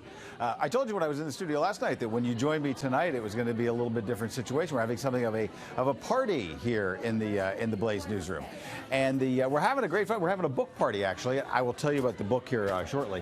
But let me get right to the top 3 stories and our story to boost tonight. Hitting chart beat on the Blaze right now. The number 3 story, one surging that just went up. One of the pieces that leaked about the George Zimmerman Trayvon Martin situation is the autopsy showed that the bullet that was fired at Trayvon Martin, the bullet that killed him, was fired from 1 inch to 12 inches away. How will this play into what the prosecutors decide? That still remains to be seen. The second story right now on the Blaze is the story that's gotten some attention because of it's a 1991 PR document from the company that was representing the young Barack Obama before he was well known, when they were just before he was getting ready to try and publish a book. And that PR document said, born in Kenya, raised in Indonesia and Hawaii. So, as you might imagine, the discovery of that document has led to a lot of consternation. The PR person is saying it was a fact-checking error, an assistant had done it, and nobody went back over it. You can sort that out. Number 1 story on the site right now, the Jeremiah Wright audio tapes from the Ed Klein interviews for the book The Amateur. And we partnered with Sean Hannity on this, the Blaze publishing those early today, and some very interesting revelations right from the words of Jeremiah Wright. You have to listen to hear what he said about his early experience and why he felt that the Obamas and Barack Obama changed after they were in office. One story to boost also on there you might want to look at is the Utah high school that was fined 15 grand because they accidentally sold soda during lunch. Soda. That's how it is. Anyway, our book party tonight, Whitney Johnson, her new book, Dare, Dream, Do. Fascinating businesswoman, and so we've got a whole room full of fascinating business women. I'm going to go hang out with them now. Sounds like you're having a lot of fun. Thanks a lot, Scott. Thanks, Amy. Up next, there are plenty of issues to debate on the way to November. Should character be one of them? We'll debate that after the break.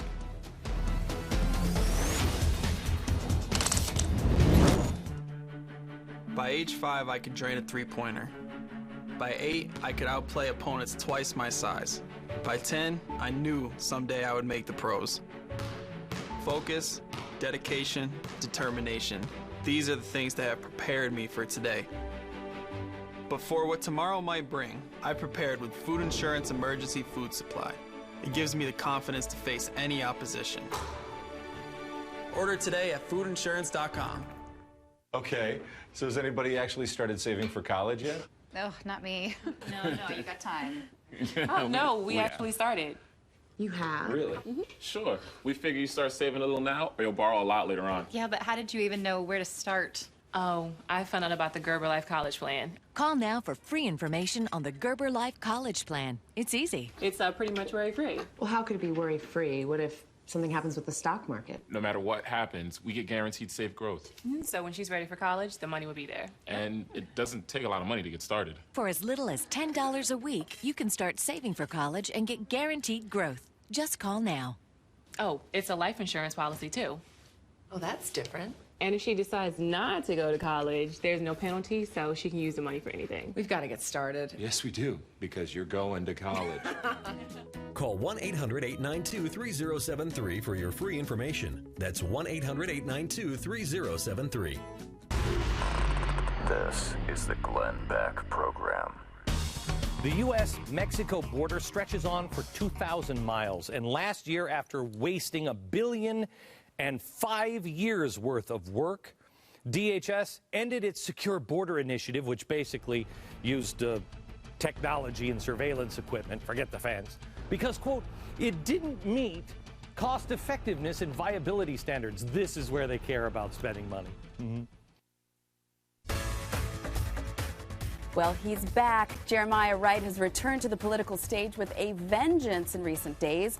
After details from his explosive interview with Obama biographer Ed Klein trickled out all week, the New York Times reported just this morning that a super PAC called Character Matters was considering an ad campaign that featured the firebrand prominently. While the super PAC isn't directly connected to Governor Romney, it hasn't stopped Democrats from using the story to their advantage. So, Buck, tell us more about this. What is this campaign now that we're talking about? Well, TD Ameritrade founder Joe Ricketts has this super PAC, and apparently someone got a hold of sort of not really even a strategy document. It was just sort of one approach for how they could raise the issue of Jeremiah Wright, Reverend Wright, again during this campaign season. That document, which was not approved by anyone, there you see. It was like a pitch. It was a pitch, exactly. Right. That's a good. It's sort of a pitch for this is one way we could approach this. Using your money, Mr. Ricketts. The decision to go forward with it was not made. I do think it's interesting, by the way, that somebody in one of these organizations got their hands on this and promptly went to the New York Times and the Washington Post. Joe Ricketts' daughter, it turns out, is a major Obama fundraiser and supporter. Amy, I'm not trying to start a family feud here. All I'm saying is that somebody in that chain decided to pass along what would be considered an internal document that obviously does not look good for the Romney campaign. So just as sort of an aside, but really, I think, putting our discussion into context, if you weren't sure if this campaign was going to be ugly, I think you have your answer. But why is it bad for the Romney campaign? Wait, he completely disavowed it and had nothing to do with it. Well, that brings me to the next point on the issue, which is, are you responsible for what a PAC does in your name? I would say no. But I think that there are a lot of Democrats that want, I mean, you have to not be responsible for it technically because you can't be coordinating with them. But I would say this, the Democrats clearly, if it's a pro-Romney PAC, they're trying to push, fair or unfair, the fact that this policy was being, put forward, or rather this batted around, right? Being batted Ricketts around. Said that he wasn't going to authorize this. I totally understand that. We're all in agreement about sort of the facts of the case and what's going on, but it's just going to show you. One, I think that this is going to be the tone of this: is that there are going to be leaks. There's going to be a lot of people trying to tie things together that aren't really intellectually fair, but it does have resonance with people. And the fact that he didn't. I'm still mid-setup, Amy. Okay. The fact that he didn't, anyway. We're only at the midpoint, actually. I'm trying. So, where are we here? And I've lost my, okay, so the issue comes down to the character. Is Reverend Wright fair game for this campaign season? This is the question we want to get to, because for some reason people held off on the last time. Some Democrats already are saying, well, John McCain, he held back from this. He told his surrogates not to. So now Romney is faced with the question, to McCain or not to McCain? Well, the obvious historical way to go here would be McCain lost. And also, I think Barack Obama does not benefit from having been able to sort of conjure up this hope and change message, and people, we have 4 years now of seeing what he's actually done in office, so I think that there may be more of an appetite now to dig into his past, to dig into his character. We have this one particular issue of Reverend Wright, and I want to know if you guys think it's fair or even good politics, which are two separate questions. Is it fair and is it good politics? But then I just would throw in a couple of other things. There was this issue of in his biography that he wrote a composite of a few different characters in one of his two autobiographies, which, by the way, I think the two autobiographies in and of itself is kind of an issue. But anyway, the issue of writing a composite of characters, talking about events that didn't happen, that seems a little off to me. And now the PR document. Look, we all know Barack Obama, born in Hawaii. We get that, of course. Fine. No birthers here. That's all well and good. We get that. However, I do think it's a little bit too simplistic to think that he had, or that no one ever mentioned to him that this was a document being forwarded around that made this claim, because it seemed to sort of tell a more interesting story. So you just have these tidbits here and there that when you put them together, I think, there are questions about character here. So is it relevant at this point to dig into this? So you asked two questions. Is it fair and is it good politics? I'd like to take is it fair first if I could, and I would say this. If this particular ad is an example of what they're going to do, if this particular ad is not just batted around, the super PACs, the people that support Romney, we won't say Romney, we all know it's not Romney, but those that support Romney, then for those who oppose it starts off poorly, in my opinion, on the fairness scale on the first page by essentially titling it The Defeat of Barack Hussein Obama. My question throughout this document is, what are you trying to reinforce?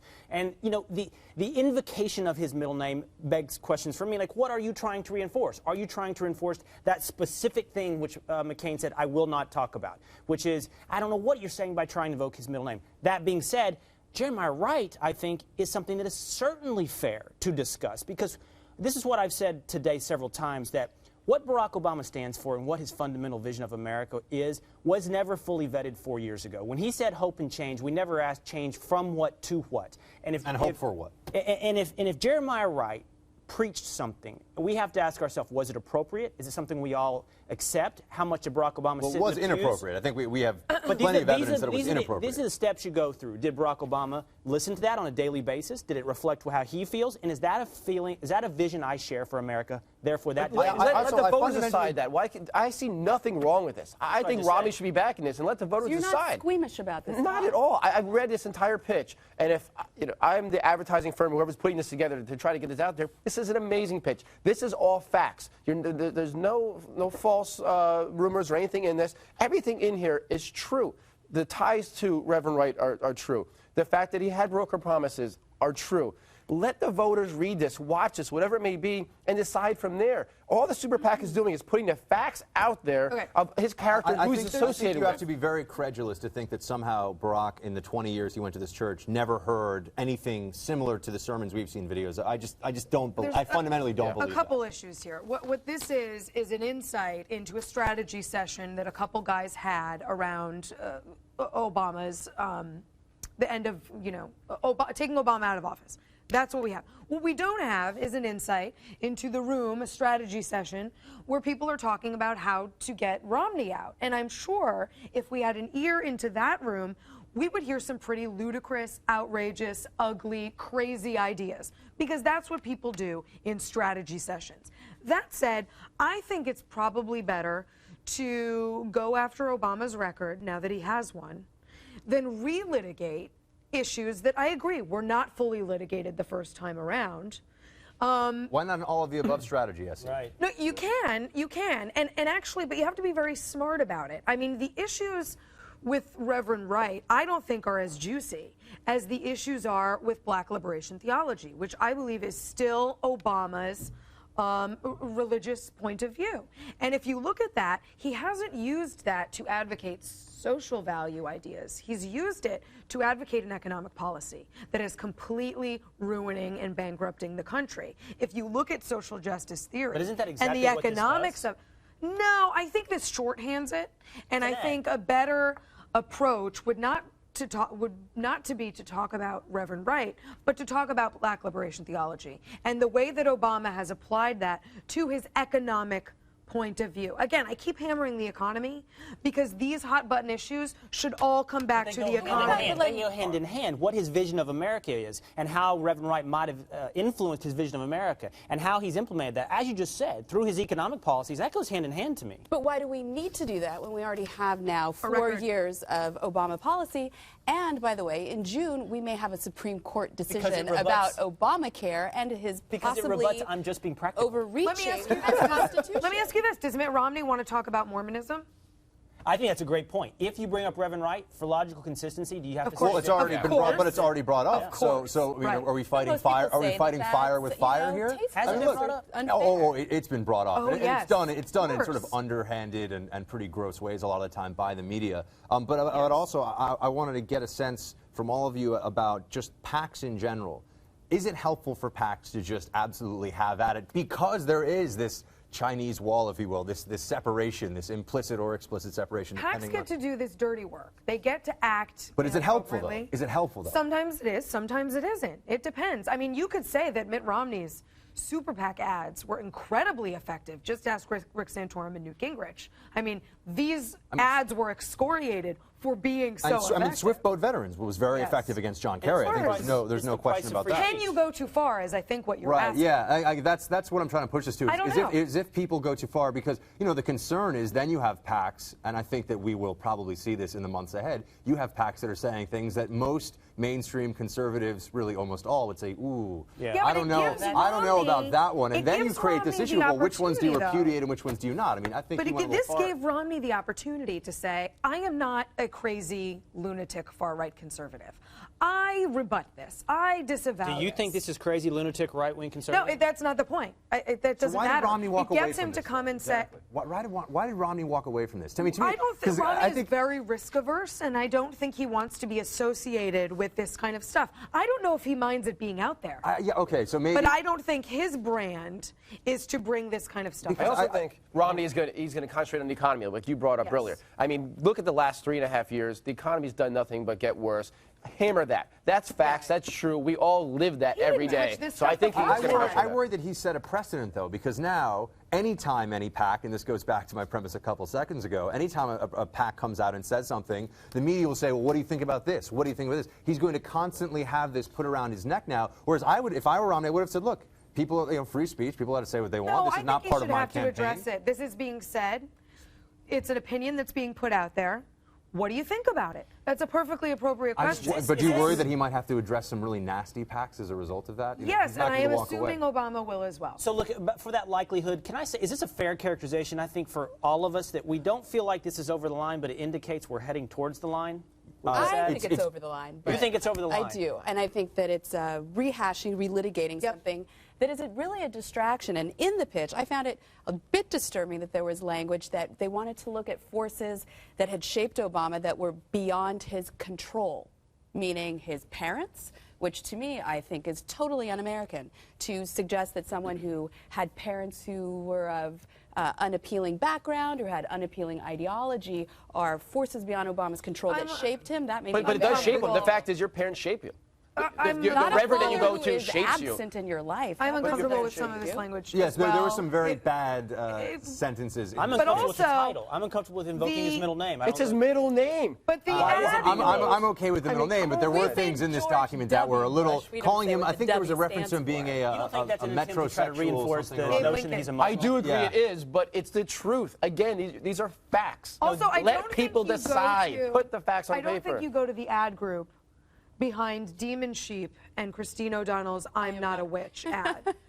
And that's who put this pitch together. Disqualifier? That was terrible. An immediate disqualifier. The dumbest ad the I've ever worst seen. campaign ads ever. And also the ad group that marketed your favorite, John Huntsman, who did not do very well in this election. So I think all of this should be immediately sort of disqualifiers. We've seen, you know, because we have all been wrong at this table at one point or another tonight. And once again, if Romney as a 17-year-old and what he may or may not have done in the hallway in school or whatever, that's fair game. If that's fair game, then I feel like what's not fair game? We're playing dirty already. This is what I really take away from this is like you've gotten a clear sense now that this is going to be so much dirtier than the previous campaign or the one before that, to be sure. I think this is going to be a real knockdown, drag-out, and we'll see where the lines are because they're going to get blurred. We already have the dog-eating wars. When we come back, the island of misfit stories.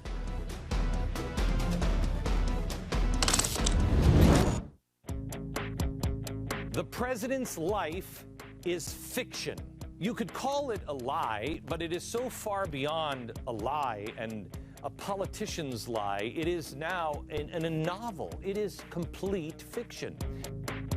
What most people don't know is the extent of the lies that we have been told.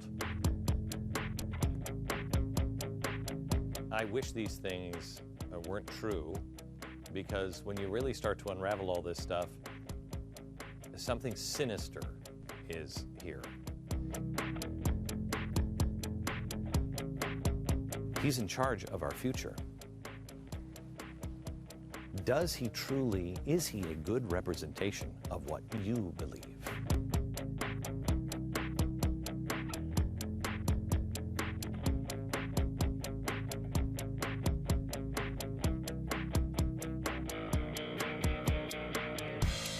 Somebody needs to remember all this stuff, because this will be history someday.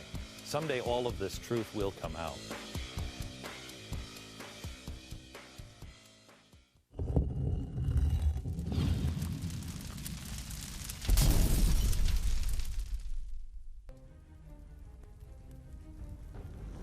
fathers, provoke not your children to wrath, but bring them up in the nurture and admonition of the Lord.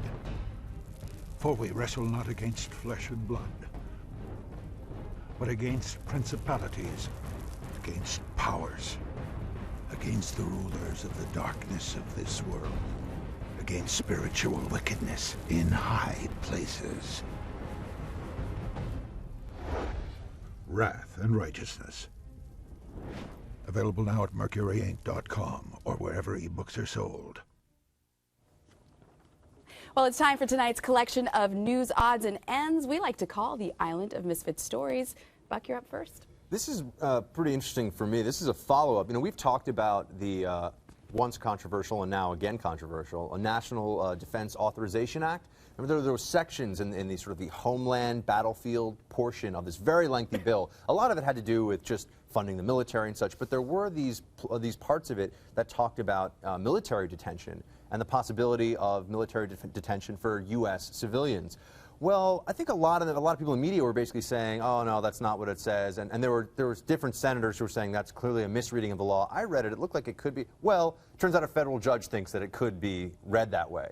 So District Judge Catherine Forrest here in the Southern District of New York has put she's issued a preliminary injunction on the NDAA Section 1021 because she is concerned about the constitutionality of it.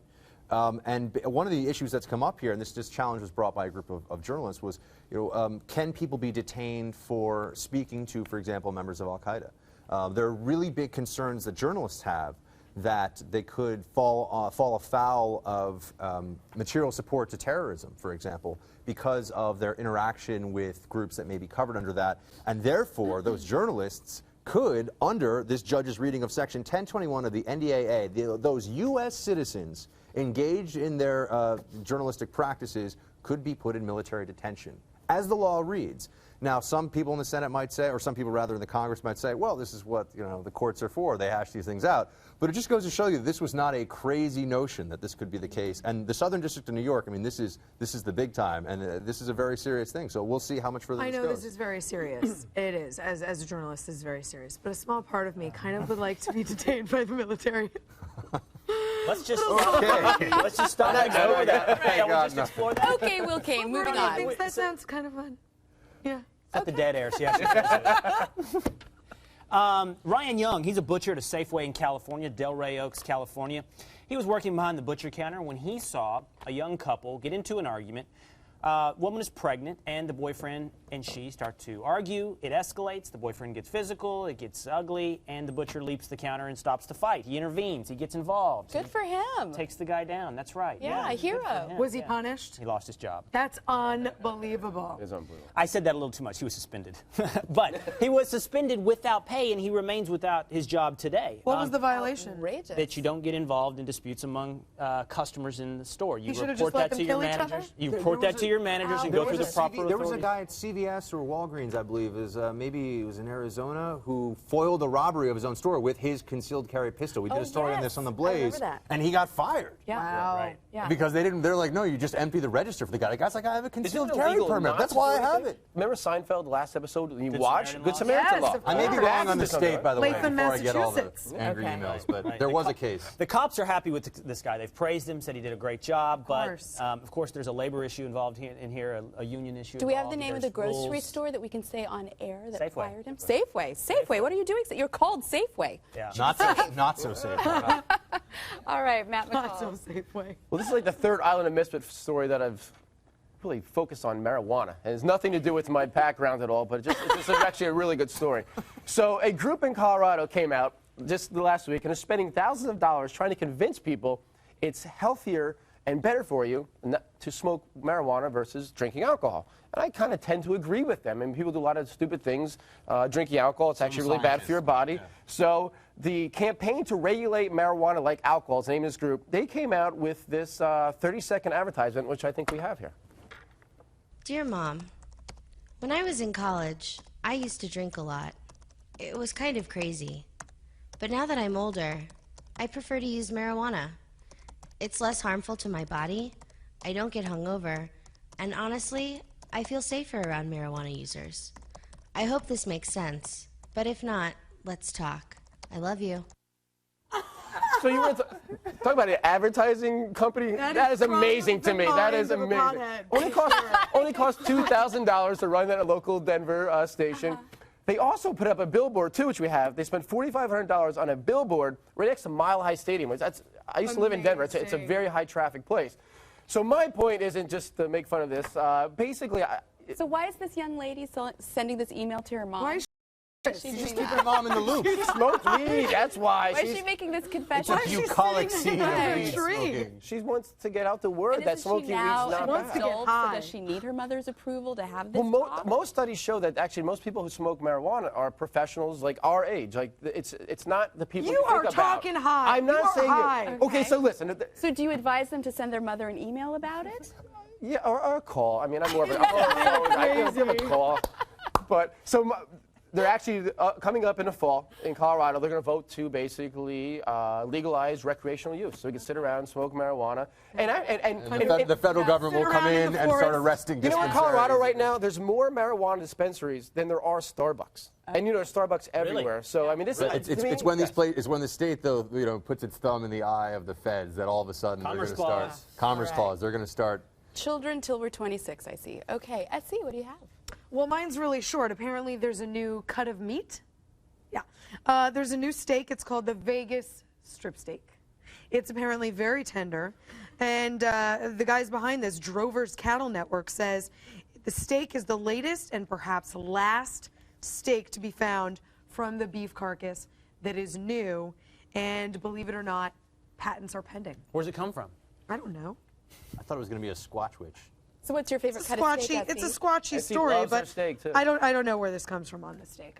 Do you know your beef cuts? If you saw the map of the cow, could you say where that's coming from? The New York Strip? It gets confusing after the ribs. You weren't an FFA? That's Future Farmers. I like a quarterback. Apparently you know this. You want to ask me if you know this? He's calling me out. Oh, FFA. I'm a ribeye girl. Will. I'm a ribeye girl, I have to say. So yesterday I wanted to do a story on French strippers who are going on strike because they feel that their work hours are too onerous and that they're not getting paid well enough. Unfortunately, we didn't get to that, but there is another story about France. But this one, Wait, you're not finishing the stripper story?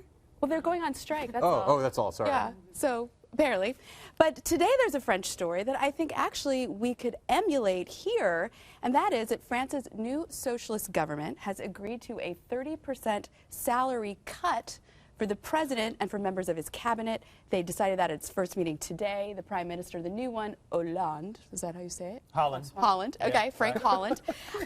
He said that it's setting an example, that they want to, you know. How much do they make, do you know? That I don't know, but 30% less as of today. Yes. So, so if the French can do it, you would think Americans could, right? Let's get an update on that stripper story, Amy. Back Unfortunately, that's all the time we have tonight, but be sure to stick around for a new episode of the BS of A. Up next, good night.